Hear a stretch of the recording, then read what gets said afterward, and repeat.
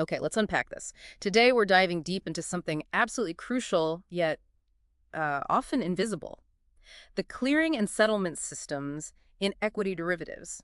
Our mission for you, our listener, is to pull back the curtain on how these intricate systems actually work, pinpoint the key players, and, most importantly, show you how they ensure stability and investor protection in the incredibly fast-paced world of futures and options trading. We've got a fantastic stack of sources to guide us, filled with practical insights and the latest regulatory shifts. Think of it like the massive complex plumbing system. You know, the one that makes sure every drop of water goes to the right faucet and every drain sends it to the right place. In finance, it's what ensures every trade you make finds its rightful owner and every rupee lands in the correct account. It's far, far more than just clicking buy or sell. It truly is. And at the very heart of this vast financial infrastructure sits the Clearing Corporation, or CC. What's remarkable about the Clearing Corporation is its role as the central counterparty for all futures and auctions trades executed on an exchange. Central counterparty, okay. Exactly. And this isn't just a friendly handshake. It's based on a powerful legal principle called novation. Novation, right. Imagine this. Once a trade happens, the CC steps in and legally becomes the new buyer to every seller and the seller to every buyer. Wow. It's a legal shield, basically.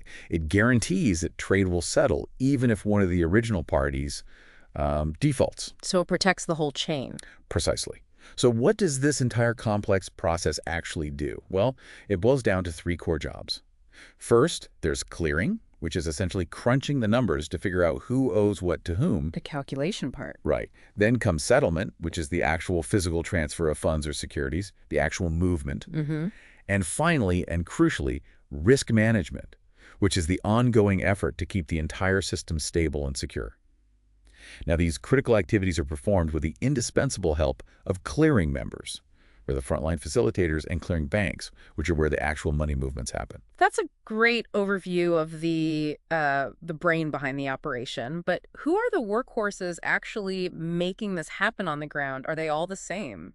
That's an excellent question, because these clearing members, or CMs, they aren't uniform. There are actually three distinct types.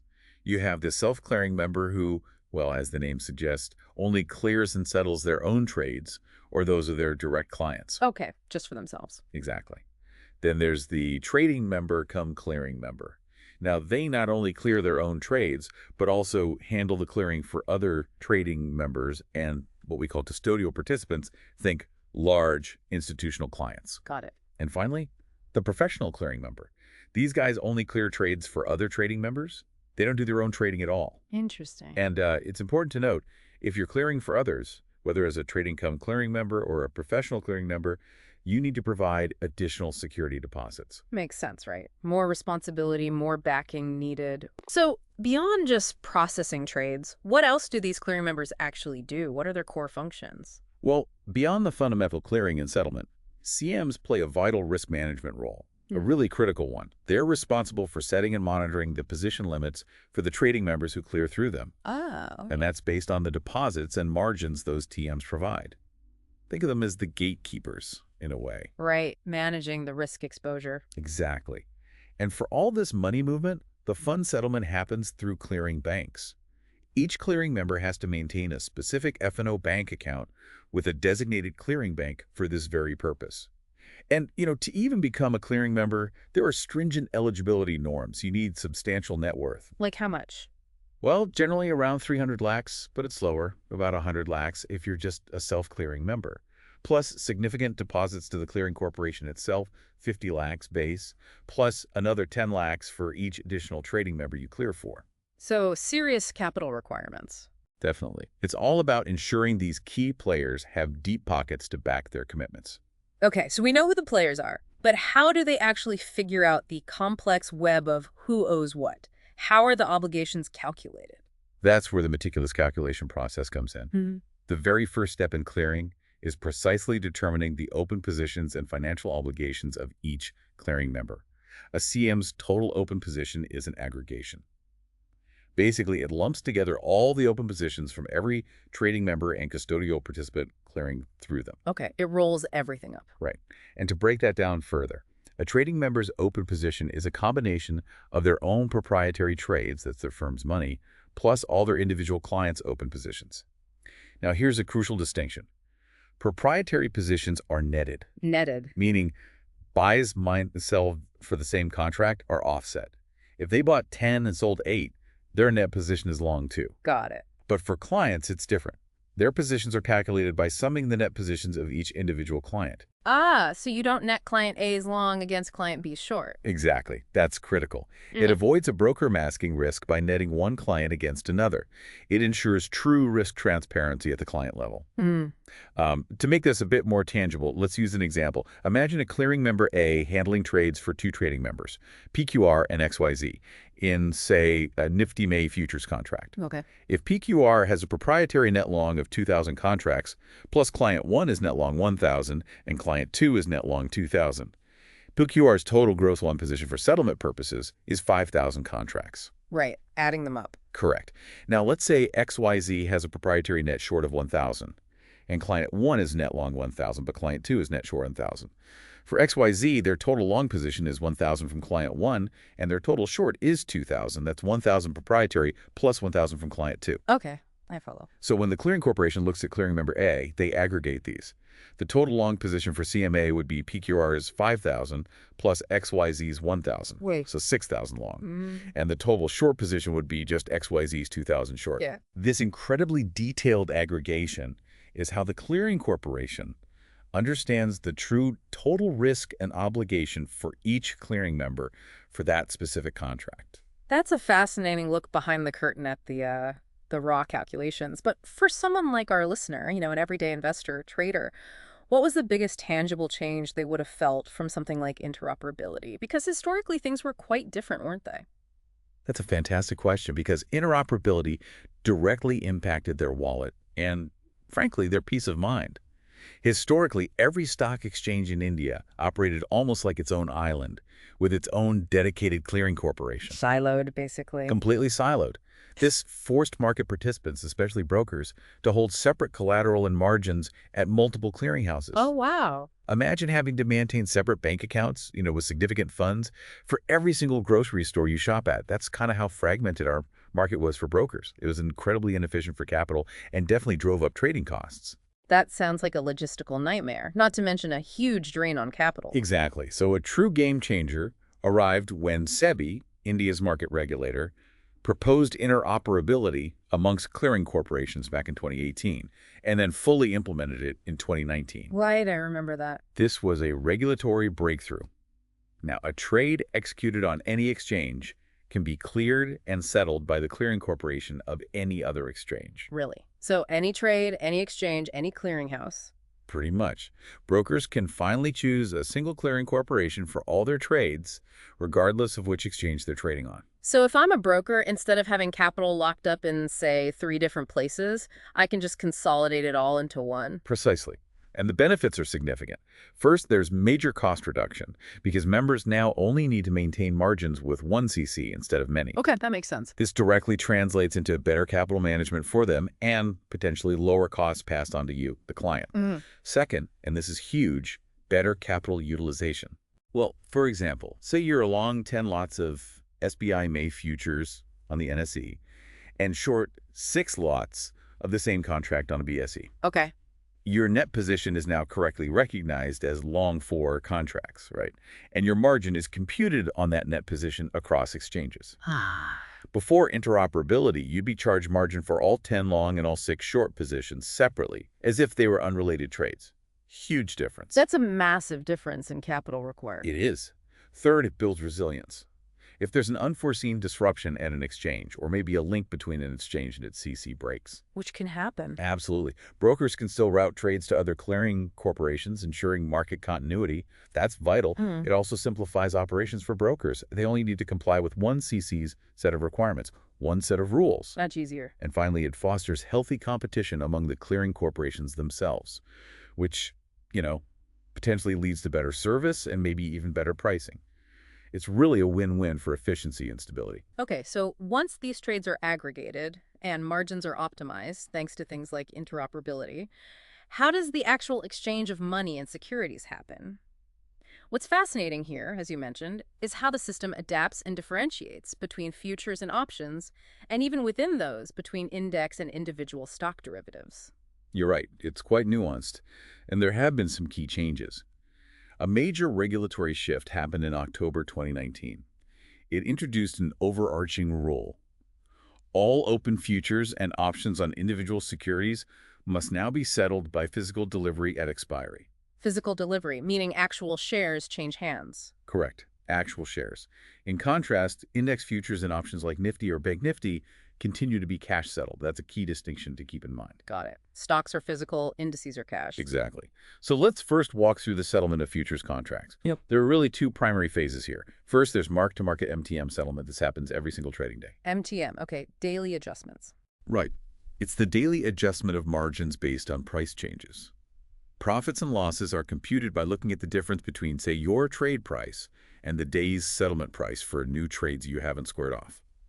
For contracts you carried forward from yesterday, it's the difference between yesterday's settlement price and today's. Okay. And if you bought and sold the same contract within the day squared it off, it's simply your buy price versus your sell price difference. Clearing members are responsible for collecting or paying these MTM amounts from their trading members and ultimately their clients. So the CM handles the flow of MTM cash. Correct. And after this daily settlement, all open positions are effectively revalued to the daily settlement price. They're reset, ready for the next day. The daily settlement price itself is typically the volume-weighted average price VWAP over the last 30 minutes of trading across exchanges.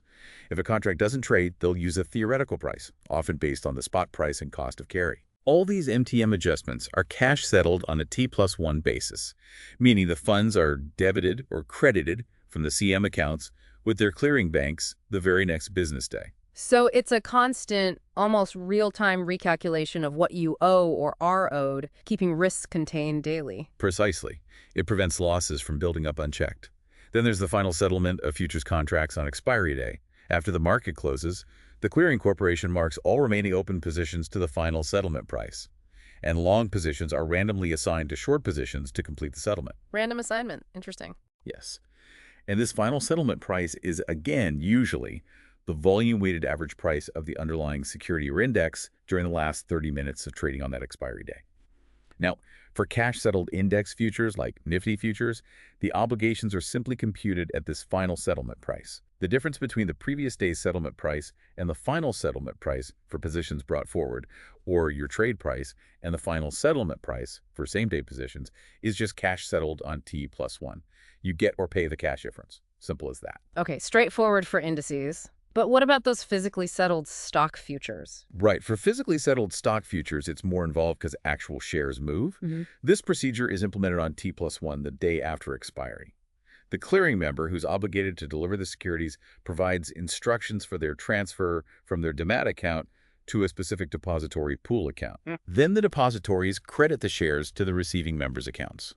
Simultaneously, the corresponding funds are settled via debits and credits through the clearing banks. So, a long futures position means you are receiving the underlying security at the final settlement price, while a short futures position means you are delivering it. So you actually get the stock or have to give it up. Exactly. To illustrate, imagine Mr. P is long one lot of, say, XYZ stock futures. If the final settlement price is 475 rupees and the lot size is 1,500 shares, Okay. his obligation is to receive shares worth 475 times 1,500, which is 7,012,500 rupees. He has to pay that amount. Simultaneously, let's say the previous day's settlement price was 482. He'll also have incurred a final day MTM loss of 7 rupees per share. 482 minus 475 times 1,500 shares. Which is what, about 10,500? Right, around 10,500 rupees. That MTM loss is settled separately in cash on T+1. I see. So funds for the shares and a separate cash settlement for the last day's MTM. Precisely. Conversely, Mr. Q, who is short one lot, would have the obligation to deliver shares worth 7,012,500 rupees and would receive a cash MTM credit of 10,500 rupees. So it's a two-pronged settlement. Physical delivery obligation for the shares and a final cash adjustment for the price difference. That makes the shift to physical delivery much clearer. Okay, how about options contracts? Do they follow the same MTM and physical cash split? Options have their own settlement nuances, slightly different from futures. First, there's daily premium settlement. The premium you pay or receive upfront. Exactly. When you buy an option, you pay the premium. When you sell or write an option, you receive it. These amounts are netted across all your positions for the day, and the net premium due to be paid or received is debited or credited to the CM bank accounts on T+1, just like MTM for futures. Okay, premium settled daily. What about at expiry? Then there's final exercise settlement on expiry day. A key point here is that only in-the-money ITM contracts are automatically exercised by the exchange. Out-of-the-money options just expire worthless. Right, only ITM options matter at the end. Correct. Now, for index options, remember, these are European-style and cash-settled long ITM options are randomly assigned to short positions, just like futures. The final settlement price is the closing price of the underlying index on expiry day. The exercise settlement value is simply the intrinsic value. Intrinsic value being? For a call option, it's the closing price minus the strike price. For a put option, it's the strike price minus the closing price. This amount, the intrinsic value multiplied by the lot size, is cash settled on T+1. For example, if you held a call option on an index with a strike of 17,500 and the index closed at 17,800 with a lot size of 50, you'd receive a cash settlement of 17,500 times 50, which is 300 times 50, 15,000 rupees. Simple cash difference again for index options? Exactly. Now, stock options are also European style, but like stock futures, they are settled by physical delivery. Okay, so shares move here too. Yes. Again, long ITM options are randomly assigned to short positions. The settlement obligation depends on whether it's a call or a put. If you're long an ITM call, you have the right to buy the stock at the strike price, so your obligation is to pay for and receive the security. If you're short an ITM call, you're obligated to sell or deliver the security at the strike price. Okay, and for puts? Opposite. If you're long an ITM put, you have the right to sell, so your obligation is to deliver the security. If you're short an ITM put, you're obligated to buy or receive the security at the strike price. Got it. So long call short put means buying shares. Long put short call means selling shares. Precisely. And the value for this physical delivery is computed at the strike price multiplied by the lot size. So for our Mr. P again, if he had a long call option on that stock with a strike of 475, lot size 1,500. Yes. His delivery obligation is to pay and receive shares worth 475 times 1,500, which is 7,012,500 rupees. Same value as the future, but triggered by the option being ITM. Exactly. And if Mr. Q had a long put option on the same stock at the 475 strike, he would have a delivery obligation to deliver shares worth 7,012,500 rupees and receive that amount. So it's not just a profit loss calculation on expiry for stock options, but an actual transfer of shares at the strike price, much like in the cash market if you bought or sold stock. Exactly. And to make things even more efficient, especially on expiry days when you might have positions in both cash and F&O segments, there's now net settlement of cash segment and F&O on expiry. Net settlement, how does that work? Well, the objective is really to align the cash and derivative segments better, reduce potential price risk between them, and importantly, increase netting efficiencies for participants. What this means is that your delivery obligations arising from the cash market segment, maybe you bought shares, and your F&O physical settlement obligations, maybe you exercised a put option requiring you to deliver a share, can now be netted against each other. Oh, that sounds useful. It really is. Yeah. For instance, imagine Mr. A has an in-the-money long put option, meaning he has to deliver shares. But on the same day, he also purchases the same quantity of the same shares in the cash market. Okay, so he needs to deliver from F&O, but receive from cash. Exactly.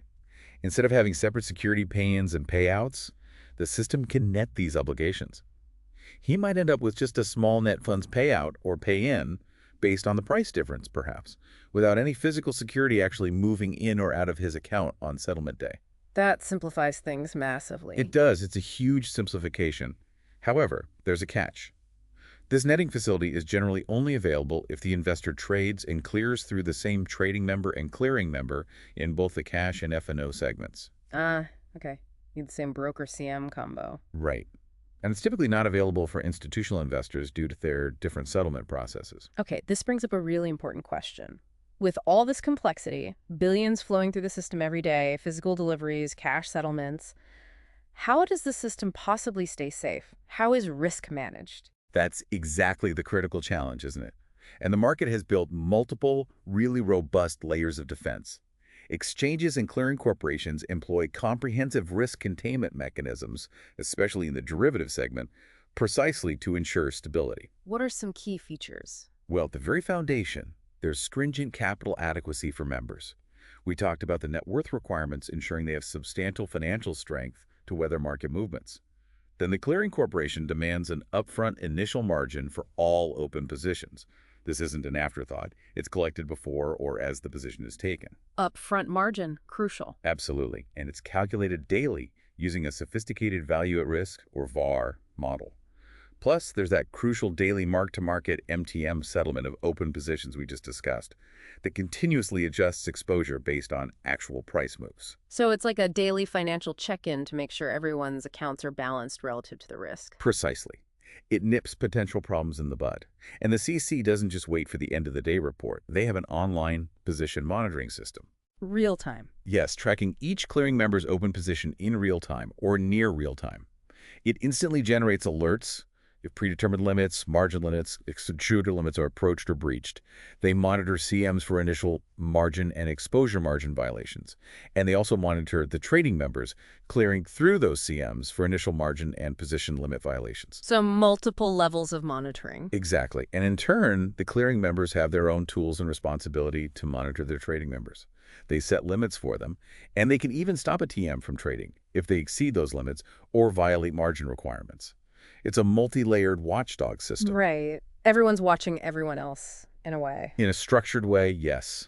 And the brain behind a lot of this margin calculation, especially the initial margin, is the SPAN system, Standard Portfolio Analysis of Risk. It's a widely used software, originally designed by the Chicago Mercantile Exchange. What SPAN does is it calculates initial margins by looking at the entire portfolio of a trader, all their futures, options, longs, shorts together.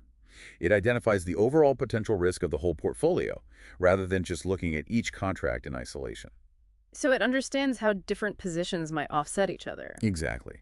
Its objective is to determine the largest potential loss a portfolio might reasonably suffer from one day to the next under various market scenarios. And it sets the initial margins at a level designed to cover that potential loss, usually with a high degree of confidence, like 99%. So it's about covering pretty much every angle of potential short-term risk. That's the goal, covering the likely worst-case overnight or one-day move. That's a great insight into how comprehensive the risk calculations are. Now, beyond that general initial margin calculated by SPAN, are there other specific types of margins or capital that traders need to be aware of? Absolutely. If we connect this to the bigger picture, the idea is really to cover every angle of potential risk at different stages of a trade's life. So beyond the core initial margin, which, remember, is calculated by the CC, down to the client level using SPAN and collected up front. Gross for clients, net for proprietary? Correct. Based on that 99% value at risk over a 1 or sometimes 2-day horizon. Beyond that, there are several other specific types of margin.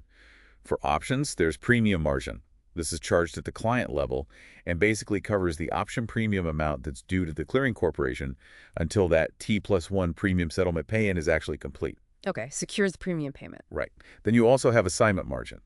This applies specifically to assigned positions and options, especially those physically settled ones nearing expiry. It's levied on the net exercise settlement value that will be payable, again, until the pay-in happens. And what's really interesting and quite dynamic is intraday crystallized losses, or ICMTM. Intraday losses. Yes. These are computed in real time throughout the day, specifically for futures trades that close out open positions during that day. So if I buy nifty futures and sell them an hour later at a loss. Exactly. That loss is calculated based on weighted average prices and is immediately adjusted against your clearing member's liquid assets held with the CC.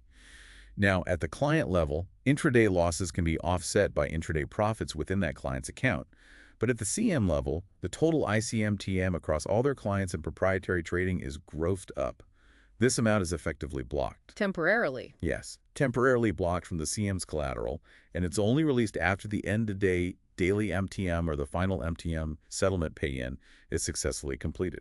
So it's literally catching realized losses as they happen during the day and securing funds for them immediately, preventing them from escalating or impacting settlement. Exactly. It's a real-time risk mitigation tool. And then, as physically settled contracts get closer to expiry, delivery margins kick in. Ah, for the physical settlement risk. Precisely. These are levied on potential deliverable positions like short stock futures or short ITM called long ITM puts, and also on ITM long options positions that might lead to delivery. This starts 4 trading days before expiry, and they're collected in a staggered manner. Staggered how? It increases each day. Typically, it might be 20% of the delivery value at the end of the day, expiry minus 4 days, then 40% at EOD expiry minus 3, 60% at EOD expiry minus 2, and 80% at EOD expiry minus 1. Building up the collateral as the delivery obligation becomes more certain. Exactly. These delivery margins then essentially convert into the standard capital market margins post-expiry if the positions actually result in delivery, and they're released once that settlement is fully complete. Okay, what else? We also have exposure margins. These are an additional layer on top of initial margins. They're calculated based on standard deviation measures, similar to the capital market segment, to cover risks potentially beyond the VIII calculation. And just for a bit of historical context, there used to be something called a short option minimum charge for deep out-of-the-money options, but SEBI removed that back in February 2020.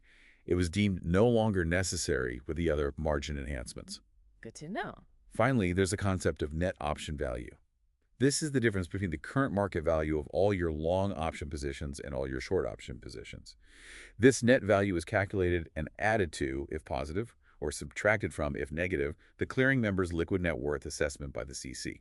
So the unrealized value of options also plays into the overall risk picture. Yes, although, unlike futures MTM, these unrealized gains or losses on options aren't typically settled in cash daily. Right. Okay, this is a big one for you, the client. Ensuring your assets, your margins are protected, and that your broker isn't, using your money or securities for something else. A truly crucial part of this system must be client margin reporting and how collateral is handled. You're absolutely right. This is fundamental to trust in the system. The clearing corporation proactively informs its members, the CMs, of each individual client's margin liability. In turn, the members are required to report the margins they've actually collected from their clients back to the CC. So there's a check. CC calculates, broker reports collection. Exactly. And if members don't collect enough margin from a client, or if they misreport it, they face penalties. This transparency loop is vital.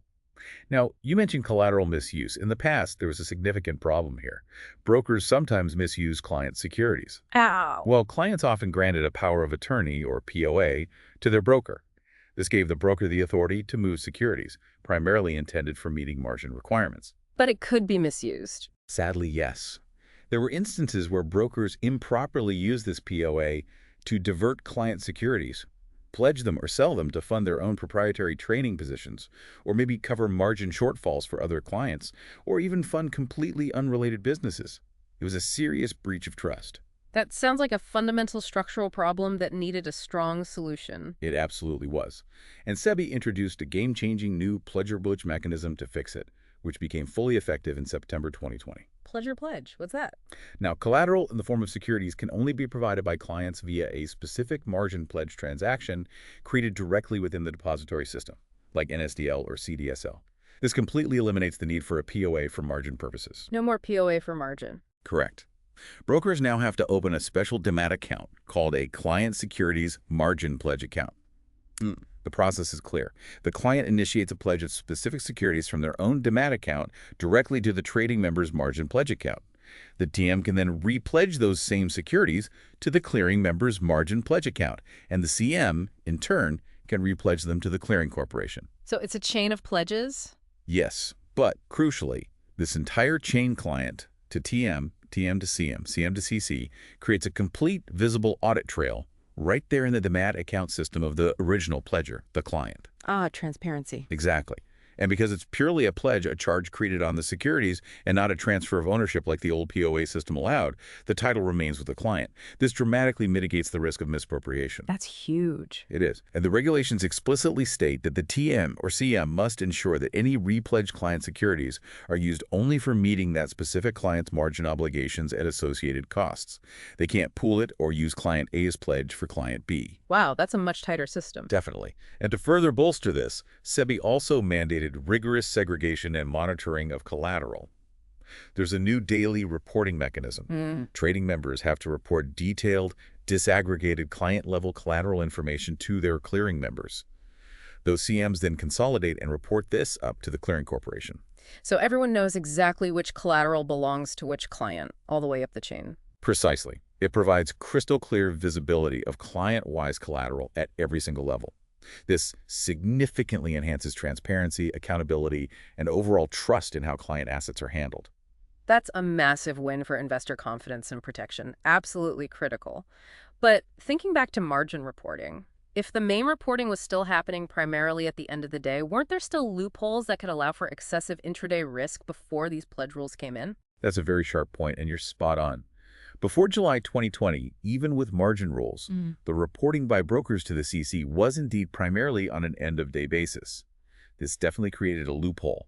Some brokers allowed clients to take on much larger positions during the day than their actual deposited capital could support at any given moment. So high leverage intraday. Exactly. For instance, a client might technically only need, say, 1 lakh rupees of margin by the end of the day based on their closing position.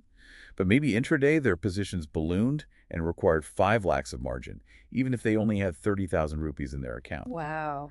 This led to excessive intraday leverage and could result in massive losses, especially during periods of high market volatility. If the client couldn't cover the loss, the broker was left holding the bag, creating systemic risk. So the system was essentially blind to that peak intraday exposure until it was too late. How did SEBI fix that? SEBI closed that loophole quite directly by introducing peak margin computation and reporting starting phase-wise in July 2020. Peak margin. What does that mean? Under these regulations, clearing corporations must now capture snapshots of client-wise margin requirements throughout the trading day. They send a minimum of 4 such snapshots to trading members and clearing members. 4 random snapshots. Minimum 4, could be more, Yeah. capturing the margin needed at different points in time. Brokers are then penalized for any shortfall in collecting margin from their clients based on the higher of either the required end-of-day margin or the highest margin requirement observed across any of those intraday peak snapshots. So they have to ensure the client has enough margin for the highest point of risk during the day, not just the end of day. Exactly. It ensures continuous monitoring and adequate margining throughout the day, not just an end-of-day checkup. This significantly curbs excessive intraday leverage. Now, there was an important clarification or refinement to this, effective from May 2022 and reiterated in February 2023. For the purpose of verification of upfront margin collection by the broker, from the client basically. For calculating if the broker is subject to a penalty, both the intraday snapshots and the end-of-day collection requirement are now calculated based on fixed beginning-of-day BOD margin parameters. Fixed beginning of day. So the parameters set before the market opens? Correct. These BOD parameters include all the span margin parameters as well as the extreme loss margin ELM requirements that are known before trading starts. What this means is, while clearing corporations themselves still update their own internal margin obligation calculations intraday and end of day based on real-time prices as per existing rules, the broker's penalty for a shortfall in collecting margin from the client is now specifically tied to that fixed, known beginning-of-day parameter set. So let me see if I get this. If the BOD margin for my trade is, say, 10,000 rupees and I deposit 11,000, even if the market moves wildly and the actual margin needed spikes to 12,000 rupees intraday, according to the CC's calculation, I, or rather my broker, wouldn't get penalized as long as I maintain that initial 10,000. That's precisely it. As long as the client has deposited funds covering the BOD margin requirement, plus any MTM losses, etc., the broker avoids the penalty related to upfront collection shortfalls for that BOD requirement, even if the CC's internal requirement calculation goes higher intraday. That's smart. It provides certainty for the broker and client about the minimum required upfront based on BOD parameters, while still allowing the CC to monitor and manage the true evolving risk internally.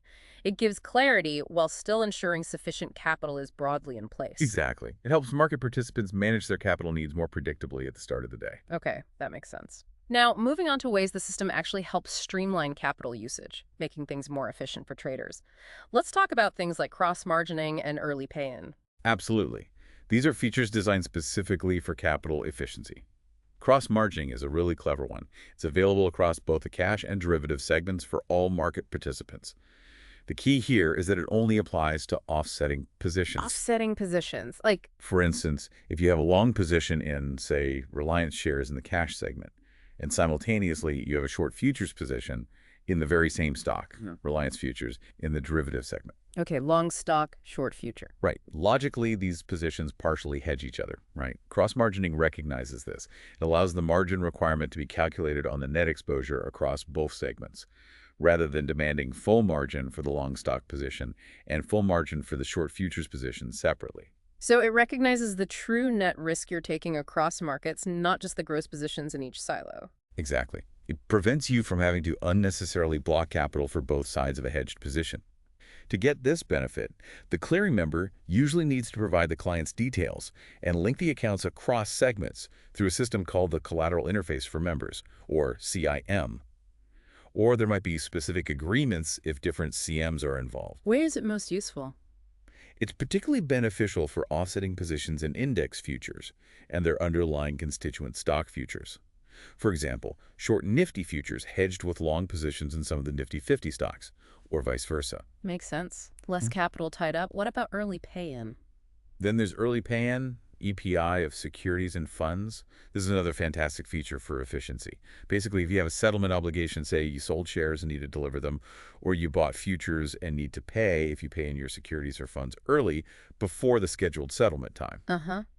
Those positions become exempt from certain margin requirements, specifically things like delivery margins that we discussed earlier. Oh, so if I give the shares early, I don't need to post margin for potentially failing to deliver them. Precisely. It incentivizes timely or even early fulfillment of settlement obligations. The mechanism usually works through the depositories, NSDL, and CDSL. For securities, clearing members can deliver them to their designated pool account or transfer them to a specific EPI account with irreversible delivery instructions well ahead of the deadline. For funds, a similar early pay-in process confirms the availability of funds. So it rewards being proactive and frees up capital that would otherwise be held as margin just in case. Exactly. It's all about optimizing capital flow and reducing unnecessary margin blockage. This raises another important question, though. We've talked about managing risk, but how do we prevent concentration of power or potential market manipulation? Because in a highly liquid market, couldn't someone theoretically build up massive positions and influence prices unfairly? That's precisely where position limits come into play. This is a critical part of the regulatory framework. Position limits are carefully defined restrictions on the maximum number of derivatives, contracts, futures, or options that a trading member or an individual client can hold, either individually or sometimes as a group acting in concert. And the purpose? Their core purpose is straightforward: to prevent any single entity or small group from accumulating excessive control over the market as a whole or over individual stocks through derivative positions. This helps prevent manipulation or undue influence on prices. Okay. Are there different types of limits? Yes. India's regulator, SEBI, has laid down 3 key types of position limits in the equity derivatives segment. First, client-level position limits specifically for individual securities. An individual client's gross open position across all derivative contracts, futures and options combined for a specific underlying security, cannot exceed the higher of 2 thresholds, either 1% of the free float market capitalization of that stock. Free float being the shares available for public trading. Correct, excluding promoter holdings and other locked-in shares, so 1% of that value. Or 5% of the total open interest in all derivative contracts for that same underlying stock, whichever limit is higher for that client. And this is per stock exchange. Okay, limits based on market cap or open interest for individual stocks. What about indices? For index contracts, the client-level limit is structured differently. If a client or a group of clients acting together holds 15% or more of the total open interest in a particular underlying index derivative, they are required to proactively report this holding to the exchange. Failure to report can result in penalties. So a disclosure requirement above 15% for indices. Yes. Second type, trading member-wise position limits. This limits the total position a single broker trading member can carry. For index futures and options combined, this limit is the higher of 7,500 crore rupees in notional value, or 15% of the total open interest in that index across all contracts. For individual securities, the TM level limit is set at 20% of the market-wide position limit, which we'll get to next, for that specific security again per exchange. Okay, limits for brokers too. And the third type? The third type is the overarching market-wide position limits, NWPL. This applies to futures and options contracts on individual securities. The MWPL for a stock is set at 20% of the number of shares held by non-promoters in the relevant underlying security, essentially, 20% of the free flow shares. So a limit on the total open derivative contracts allowed for a stock across the entire market. Exactly. It caps the total derivative exposure relative to the freely tradable shares. And the monitoring here is crucial. The trading systems automatically generate alerts when the aggregate open interest across all exchanges in a securities F&O contracts crosses 60% of its MWPL. Just an alert at 60%. Right. But critically, if the aggregate open interest across all exchanges exceeds 95% of the MWPL for that stock, Yes. then no fresh positions are allowed to be opened in any F&O contract for that underlying security from the very next trading day. This applies to everyone in the market. Wow, so the stock goes into a ban period for new F&O positions? Correct. You can only trade to reduce your existing positions during this ban period. You cannot initiate new long or short positions. Trading to initiate fresh positions only resumes once the aggregate open interest drops back down to 80% or below of the MWPL. That's a powerful circuit breaker to prevent excessive buildup. It really is. And to strengthen this even further, starting from April 2025, there will be mandatory intraday monitoring of position limits specifically for equity index derivative contracts. Intraday for indices, too. Yes. Exchanges will be required to take a minimum of 4 random snapshots of positions throughout the trading day to check for breaches of client-level and TM-level index limits during the day, not just at the end. So constant vigilance. What happens if someone breaches these limits? Violations are taken seriously. If client-level limits are exceeded, the CM and TM are responsible for ensuring that the client takes no fresh positions and that their existing positions are brought down within the limits. Penalties can be levied by the CM, recoverable from the TM or the client. For TM-level violations, the trading member is simply not allowed to increase their open position further until they are back within the limit. And for MWPL violations trying to increase existing positions or create new ones, while a stock is under the F&O ban that attracts specific penalties from the exchange or clearing corporation, it's all about enforcing these limits to maintain market order. That really drives home how meticulous the system is in preventing concentration and manipulation. But what happens if, despite all these checks and balances, someone does slip up or deliberately violates the rules? What are the ultimate consequences of noncompliance? The consequences for noncompliance are, and need to be, severe. We're talking about potentially very serious violations and penalties. Common lapses that attract penal charges include things like not fulfilling initial margin obligations on time, failing to meet daily MTM settlement or final settlement obligations, not providing securities when required for delivery, falling short on minimum deposit requirements with the CC, exceeding exposure limits, and of course, the position limit violations we just discussed. What else? Also, misutilization of client collateral, using it improperly, or short reporting or non-reporting of client margin collection are treated with utmost seriousness. And, as mentioned, MWPL violations during a ban period. So it's not just a slap on the wrist if these things happen. Far from it. The clearing corporation has significant powers. They can advise the stock exchanges to withdraw any or all of a clearing member's membership rights. This could include withdrawing trading or clearing facilities entirely, sometimes even without prior notice, impacting all the trading members or custodial participants clearing through that defaulting CM. Wow, that's drastic. It can be. They also have the authority to unilaterally close out any outstanding positions of a defaulting member, and that decision is final and binding. On top of that, they can impose significant financial penalties, demand additional security deposits, invoke bank guarantees that members provide, or even dispose of securities held as collateral to recover any dues. So the message is clear. Compliance is non-negotiable. Absolutely. It really highlights the seriousness of adhering to these rules because the integrity and smooth functioning of the entire market depends on it. That's a powerful deterrent, and it certainly reinforces the trust that underpins the whole system. Speaking of trust and client protection, what about something seemingly simpler, like managing clients' funds that might just be sitting idle in their broking account? How is that protected from potential misuse over time? That's another area where regulators identified a potential systemic risk with client funds just lying with brokers and introduced a direct, robust solution. To prevent the potential misuse of idle client funds, SEBI has made it mandatory for brokers to perform running account settlement. Running account settlement. Yes. Essentially, brokers must periodically, either monthly or quarterly, based on the client's explicit preference or mandate, settle the client's account. This means returning any clear, unutilized credit balance lying in the client's trading account back to their registered bank account. So your broker can't just hold on to your free cash balance indefinitely. They have to send it back periodically. Exactly. And the stock exchanges jointly issue an annual calendar specifying the exact dates for these mandatory monthly and quarterly settlements to ensure uniformity across the industry.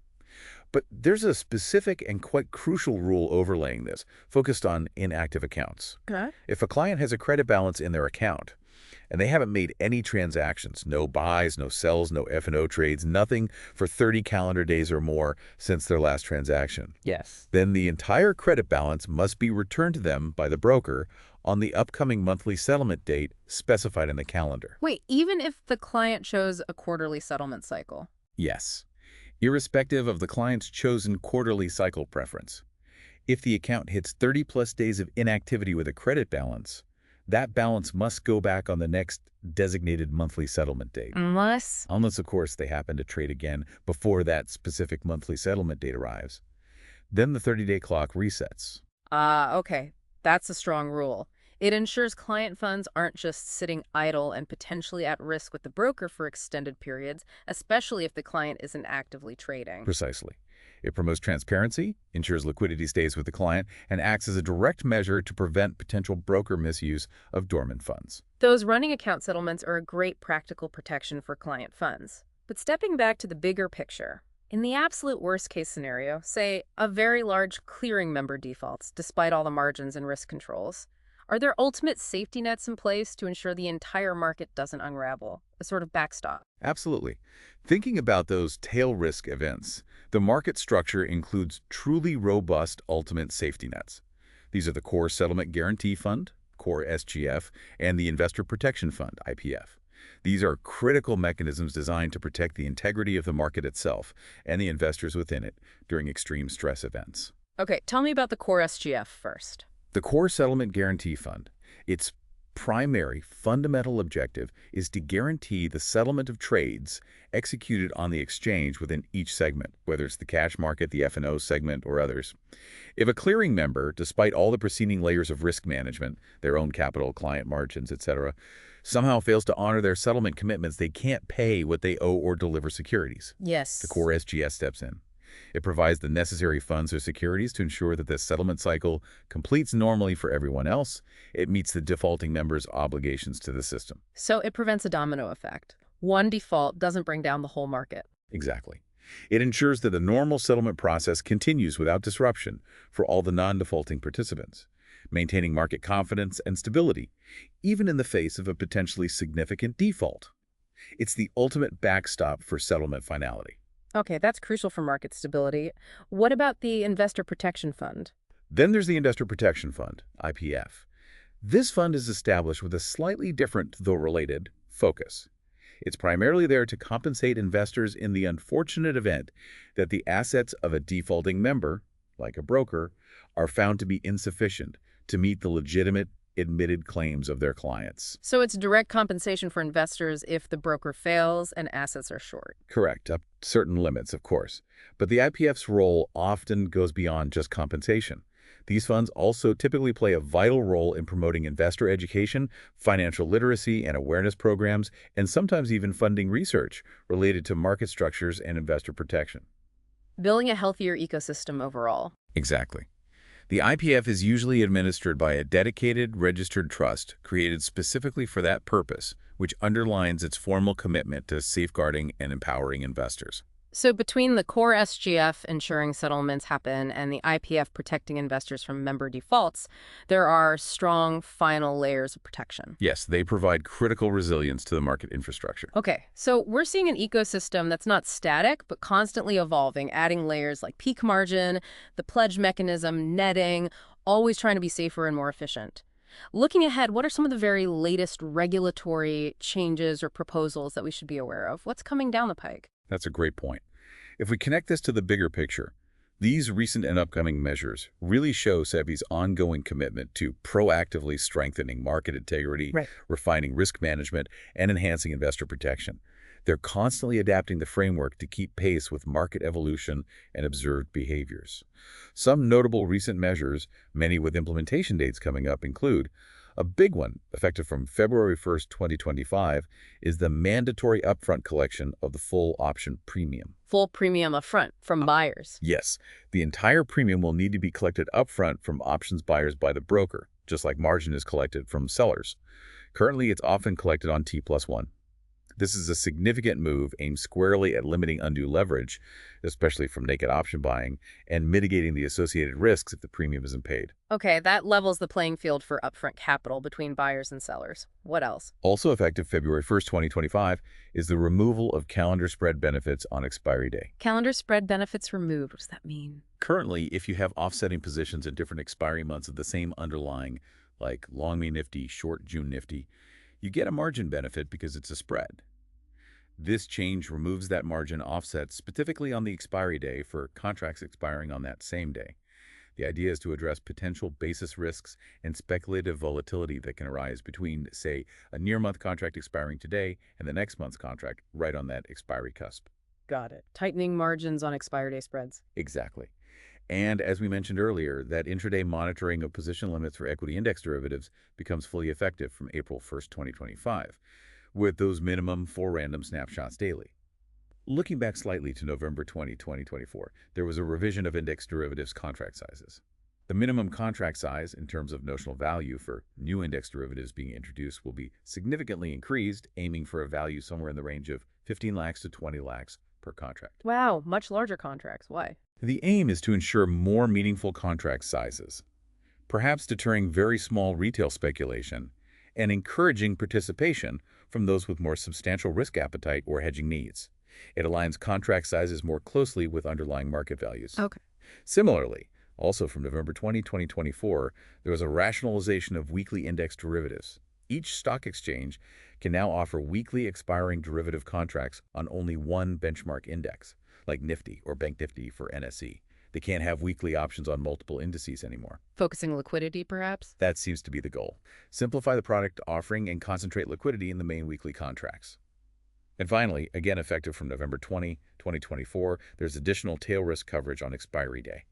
An additional margin, equivalent to 2% of the notional value based on the extreme loss margin framework, is now applied specifically to short option positions on the expiry day itself. Extra margin for option sellers on expiry. Yes. This is a direct response to observed heightened speculative activity and the potential for sharp outsized price moves right around expiry, especially impacting option sellers. It adds an extra buffer. Those are quite substantial changes, covering leverage, expiry risk, contract size, and product offerings. What's the overall collective aim here? The collective aim driving these measures seems clear. It's about reducing pockets of excessive speculation, significantly improving overall risk management across the board, especially around expiry, better aligning the regulatory framework with the evolving dynamics and scale of the market, and ultimately ensuring the market remains robust, stable, and fair for all participants. Okay. Finally, let's shift gears slightly and talk about something incredibly relevant in today's world, whether you're talking about finance or, frankly, everyday life: cybersecurity and cyber resilience. With everything becoming digital, how are our financial markets protected on this digital frontier? That's a crucial point, and increasingly so. The rapid technological developments in the securities market, electronic trading, dematerialization, online access, have made it absolutely essential to have incredibly robust cybersecurity and cyber resilience frameworks. Why is it so critical here? Because the integrity of vast amounts of financial data, the protection against privacy breaches for millions of investors, and the smooth functioning of critical market operations are paramount. Stockbrokers, depository participants, exchanges, clearing corporations, they are custodians of immense amounts of sensitive information and facilitate trillions in capital flow. A major cyber incident could be catastrophic. Right. So what's being done? Recognizing this, SEBI has notified a very detailed and updated cybersecurity and cyber resilience framework, often abbreviated as CSCRF. This new framework is being implemented in a phased manner, starting from January 1st, 2025. And it supersedes several older, perhaps less comprehensive circulars on the subject. Its key objectives are clear: to proactively address the constantly evolving landscape of cyber threats, to align India's market practices with global best practices and industry standards, to encourage more efficient and effective cyber audits, and ultimately to ensure rigorous compliance across the entire financial ecosystem. Who does this framework apply to? It applies broadly to all market infrastructure institutions, or MIIs. This includes the stock exchanges themselves, The depositories, NSDL, CDSL, the clearing corporations, the KYC registration agencies, KRAs, and even entities like qualified registrars and transfer agents, QRTAs. Essentially all the core plumbing of the market. Okay, so it's a comprehensive approach. What exactly does cyber resilience mean in this specific context? Is it just about preventing attacks? It's actually much more than just preventing attacks, although that's certainly part of it. Cyber resilience, as defined within this framework, refers to an organization's holistic ability to do several things. First, to prepare for and anticipate potential cyber incidents. Second, to effectively respond to a cyber attack when it happens. Third, and this is crucial, to continue essential operations during an attack to the greatest extent possible. And fourth, to recover effectively and quickly from the attack afterwards. The CSCRF is actually built around 5 critical cyber resiliency goals. Anticipate. This means constantly maintaining informed situational awareness, threat intelligence, and preparedness. Looking ahead. Okay. Withstand. The ability to continue the most essential business functions even while an attack is actively underway. Damage limitation during the event. Contain. The capability to localize the crisis, isolate affected systems from trusted functions, and prevent the attack from spreading wider across the network or market. Stop the bleeding, essentially. Exactly. Recover. Rapidly restoring normal business functions to the maximum possible extent after the attacks have been mitigated or resolved, getting back online safely. And finally, evolve. Continuously learning from incidents, changing business processes, adapting technology, and improving cyber capabilities to minimize the impact of future adverse events. Anticipate, withstand, contain, recover, evolve. That's comprehensive. It has to be. These goals are absolutely essential for safeguarding critical market functions in our increasingly complex and interconnected digital age. So what does this all mean for you, our listener? We've really unpacked the intricate, often hidden layers of how our financial markets are kept safe and efficient. From the meticulous calculation of your individual trades using things like SPAN, to the daily MTM settlements, the physical delivery processes, the crucial role of clearing corporations and members, all the way up to the large-scale systems like interoperability, peak margins, the new pledge mechanism, position limits, and these vital safety nets like the SGF and IPF, protecting against systemic risk and potential misuse. Understanding these mechanisms isn't just about technicalities, it's really about appreciating the robust infrastructure that underpins your investments and recognizing the constant evolution that's required to keep pace with dynamic market forces and new challenges, both financial and, as we just discussed, digital. And reflecting on all this constant evolution and complexity, perhaps it raises an important question for you to consider. As technology continues to accelerate, as artificial intelligence plays a bigger role, and as global markets become ever more interconnected, what new challenges and perhaps unforeseen risks, but also what new innovations and efficiencies do you anticipate will shape the next generation of clearing and settlement systems? And how might that further redefine our very concept of what safety truly means in the future of finance?